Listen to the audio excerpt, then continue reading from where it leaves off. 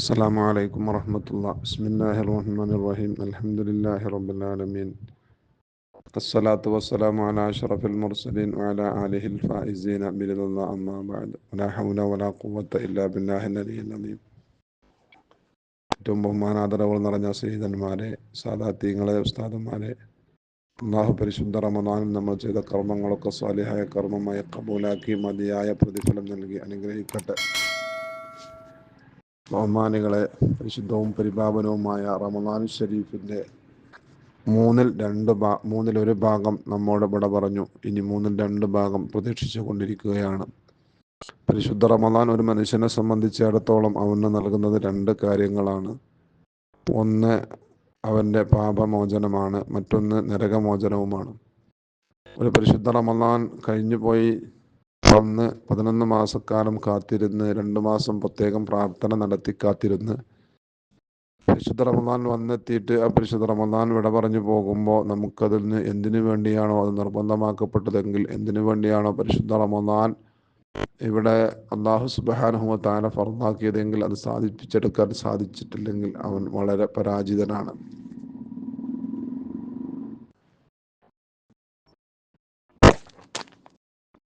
അതുകൊണ്ട് പരിശുദ്ധ റമദാനിനെ അല്ലാഹു സുബ്ഹാനഹു വ തആല നിർബന്ധമാക്കിയത് പരിശുദ്ധ ഖുർആനിൽ വളരെ വ്യക്തമായി അത് സൂചിപ്പിച്ചിട്ടുണ്ട്. ലഅല്ലക്കും തത്തഖൂൻ, നിങ്ങൾ മുത്തഖീങ്ങളാകാൻ വേണ്ടി എന്ന്.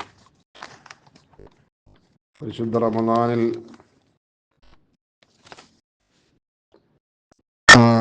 റമദാൻ മാസം കൊണ്ട് നേടിയെടുക്കാൻ, അള്ളാഹുവും കൽപ്പിച്ച കാര്യങ്ങൾ നേടിയെടുക്കാൻ നമുക്ക് കഴിയണം. മഹാനായ പ്രവാചകൻ സല്ലല്ലാഹു അലൈഹി വസല്ലം തങ്ങൾ പറയുന്നുണ്ട്, അതാനി ജിബ്രീൽ അലൈഹിസ്സലാം എൻ്റെ അടുക്കൽ വന്നു, എന്നിട്ട് ഫഖാല, എന്നിട്ട് പറഞ്ഞു, യാ മുഹമ്മദേ, മൻ അദ്റക ശഹ്റ റമദാന, റമദാൻ മാസം വന്നു, എന്നിട്ട് ഫലം യഗ്ഫിർ ലഹു, അവന് പുറത്തു കൊടുത്തില്ല, ഫമാത, അങ്ങനെ അവൻ മരിച്ചു പോയാൽ, ഫദഖലൻ നാർ, അല്ലാഹു സുബ്ഹാനഹു വ തആല അവനെ നരകത്തിൽ പ്രവേശിപ്പിക്കുമെന്ന്.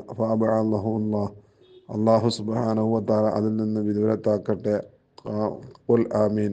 ജിബ്രീൽ അലൈഹിസ്സലാമിനോട് പറഞ്ഞു ആമീൻ പറയാൻ പറഞ്ഞു. മഹാനായ പ്രവാചകൻ ആമീൻ പറയുകയും ചെയ്തു.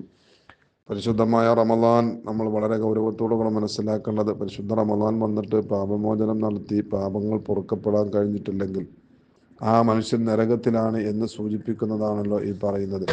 അതുകൊണ്ട് പ്രിയപ്പെട്ട മുഅ്മിനീങ്ങളെ, നമ്മൾ മനസ്സിലാക്കേണ്ടത്, പരിശുദ്ധ റമദാനിൽ വന്നു കഴിഞ്ഞാൽ നമ്മുടെ പാപമോചനത്തിന് വേണ്ടി നമ്മൾ അർത്ഥിക്കണം. അതിനു വേണ്ടി മഹാന്മാരായ ആളുകൾ നമുക്ക് നമ്മുടെ നാവിന് വളരെ സുന്ദരമായ രീതിയിൽ കാര്യങ്ങൾ കൈകാര്യം ചെയ്യാനുള്ള അതിനുള്ള വചനങ്ങൾ നമുക്ക് പഠിപ്പിച്ചു തന്നിട്ടുണ്ടല്ലോ. അശ്ഹദു അല്ലാ ഇലാഹ ഇല്ലല്ലാഹു അസ്തഗ്ഫിറുല്ലാഹ അസ്അലുക്കൽ ജന്നത വ അഊദു ബിക മിനന്നാർ.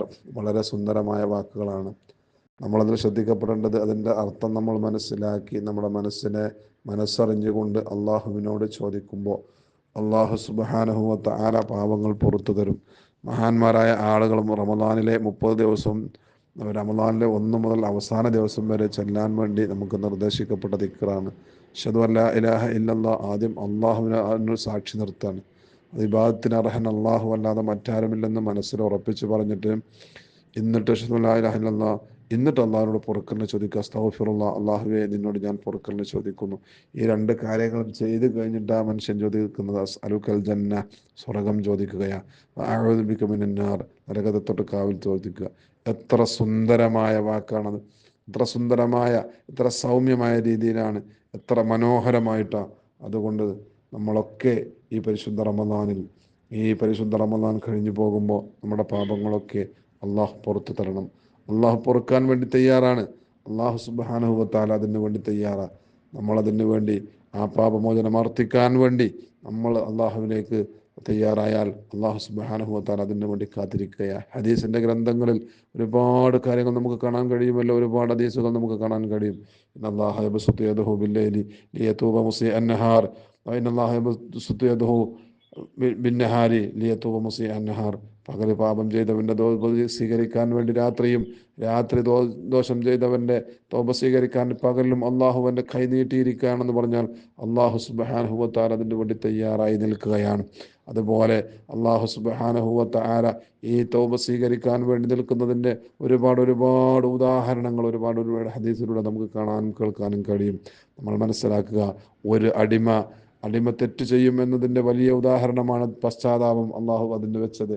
അപ്പോൾ ഒരടിമ തെറ്റ് ചെയ്തു എന്ന് ഓർമ്മ വരുമ്പോൾ അള്ളാഹുവിനോട് പശ്ചാത്താപിച്ച് മടങ്ങുമ്പോൾ അള്ളാഹുവിന് ഈ അടിമയെ വല്ലാത്ത ഇഷ്ടമാണ്. ആ തോപ ചെയ്യുന്ന കാര്യം വല്ലാത്ത ഇഷ്ടമാണ്. എത്രത്തോളം എന്ന് വെച്ചാൽ ഹദീസിൽ കാണാൻ കഴിയും. നമുക്കറിയാം, ഒരാൾ മരുഭൂമിയിലൂടെ യാത്ര ചെയ്തുകൊണ്ടിരിക്കുമ്പോൾ വാലിഹ ത്വആമുഹു വശറാബുഹു, മരുഭൂമി നാം ഉദ്ദേശിക്കുന്നത് പോലെയല്ല. മരുഭൂമിയിൽപ്പെട്ട ആളുകൾക്കറിയാം അതിൻ്റെ ഗൗരവവും അതിൻ്റെ ഭീകരതയും ഒക്കെ.